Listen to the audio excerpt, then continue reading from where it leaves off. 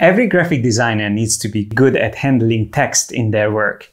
There are hundreds of rules and considerations to achieve effective typography. However, none of those matter without first establishing good legibility and readability in your designs. In this video, we will analyze some great editorial work to learn how professionals balance style and functionality in their typography.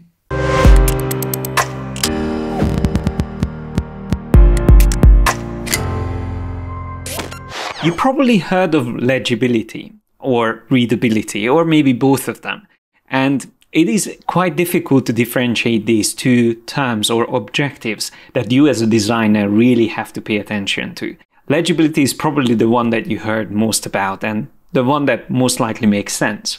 It basically means whether you can read something or not. So this is more about whether you are physically able to make sense of some text on a design. Now, there's usually a clear difference between handling body copy, which you would have in books and magazines, and that's the main textual elements. So you could have the intro paragraph or entry paragraph, sometimes larger in text size, and then you would have the rest of the copy written in smaller size text. But then you also have headings, titles, or chapter titles, which are usually much larger in size and formatted differently. So to be clear, all of these elements will need to be legible, so the viewer will have to be able to read them, but how you present them really depends on their part that they're playing within the design. While body copy is a longer text that has to be easy to read, titles could be always a little bit more playful because they are shorter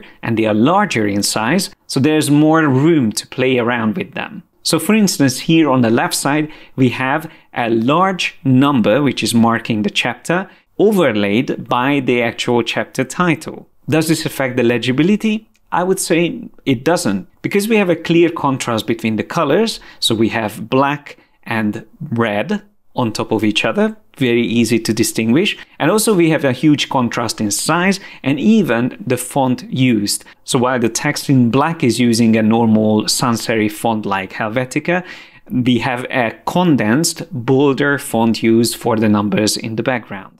To assure legibility on the right side, we have the most standard and most comfortable set of colors used, so white backdrop and the black text. If you ever use the opposite, white text on black background or bright text on darker background, that we would refer to as inverted text, and it can still work. However, it is the same colors, they are just inverted. The design is still going to suffer a bit in legibility. So I wouldn't recommend using it for longer set of text, like for a book or a magazine. While for a poster like this one, it could work quite nicely, and it can easily stand out and also set the mood or the tone of the design.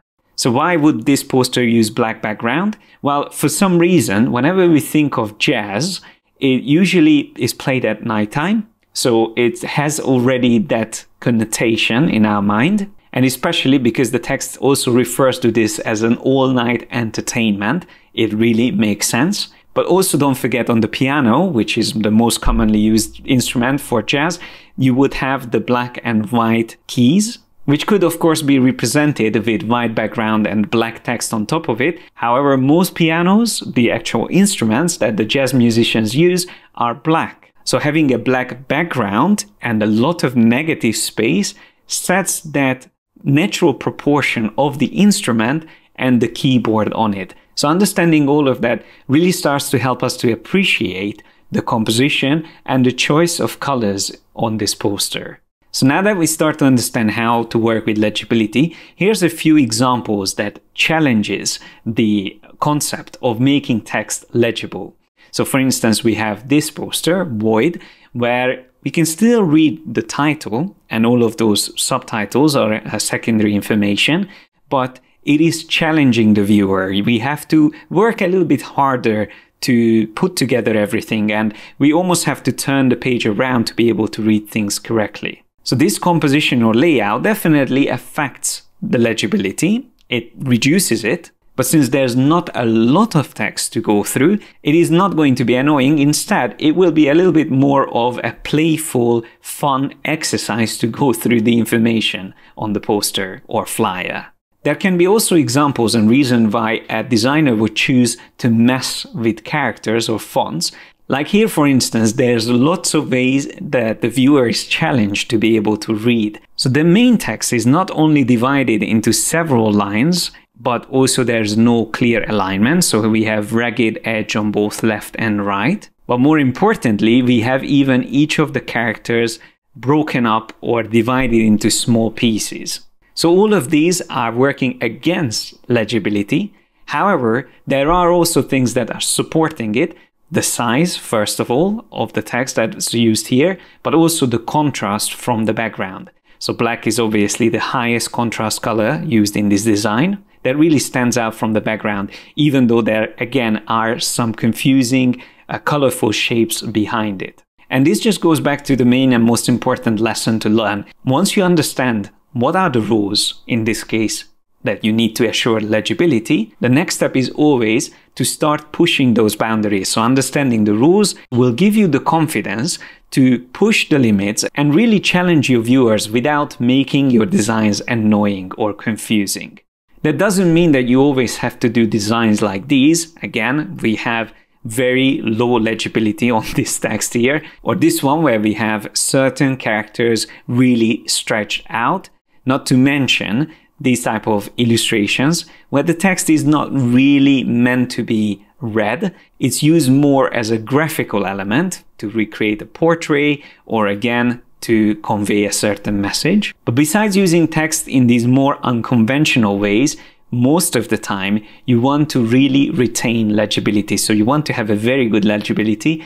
Like in user interface design, it has to be very clear, the message, where users can find certain features. And the text also has to set a good hierarchy, whether it is black text on white background or inverted text, as we've seen before. And you as a designer has to think of legibility as a slider that you can adjust. So for certain elements, like the names of a pizza in this case, legibility can be lowered a bit to add that flavor and style to the names, while the ingredients and the additional copy below, and especially call to action elements like buttons, should have much higher legibility, achieved mainly in this case by using fonts that are just generally much easier to read.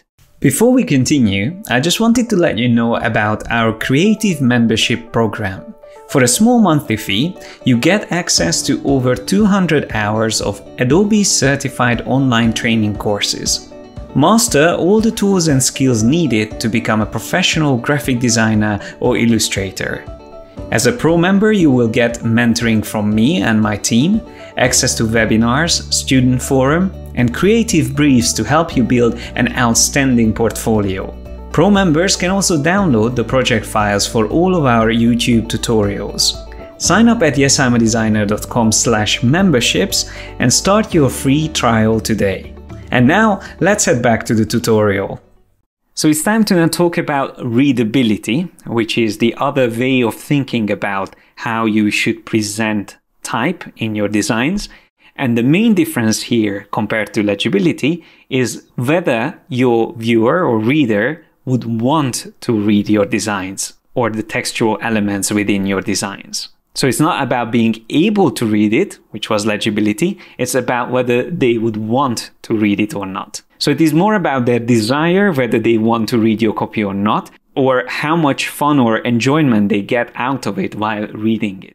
So how can you improve readability? You can think of readability as how user-friendly your type is, or the ergonomics of your typography. And the most effective way to improve readability of your designs, especially if you have a lot of text, is to have as many entry points as possible. We will talk about this later, but essentially it is to have these clear points where readers can start reading.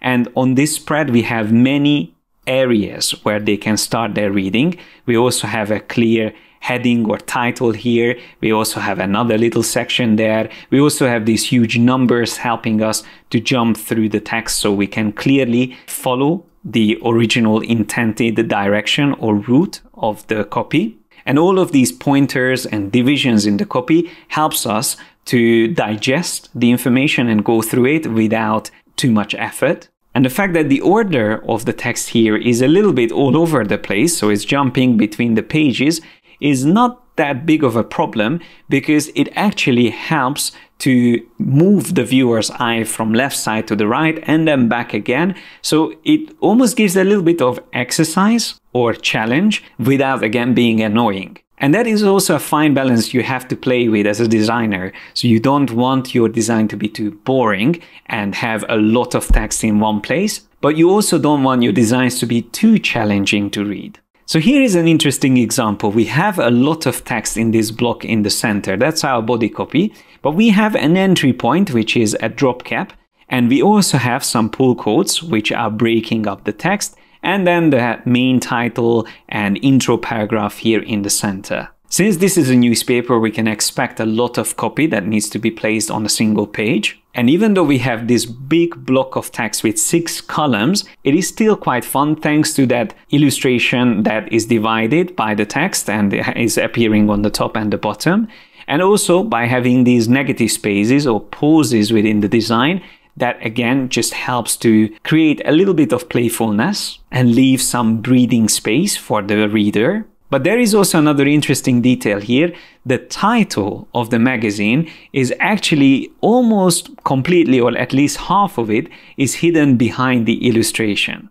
Now this is also something that you commonly see in magazine covers as well. And it relies on the fact that the reader is familiar with the newspaper and they would recognize the title even if it's not complete. So again, here, this is actually blocking legibility. We are just physically unable to read that part of the text. But in terms of readability, this is setting a fun challenge and again can attract the reader's attention because it leaves a blank space here which our mind will have to fill in. So while this title, in terms of legibility, is really weak, in terms of readability, it is actually quite good because it piques the interest of the reader. And lastly, I'm going to show you 3 examples where both legibility and readability are bad. And I have to warn you, it might hurt your eyes. So here are these examples. First, we have a signage, which is used for London buses. I don't think this sign is out anymore. I'm sure it's been fixed by Transport for London.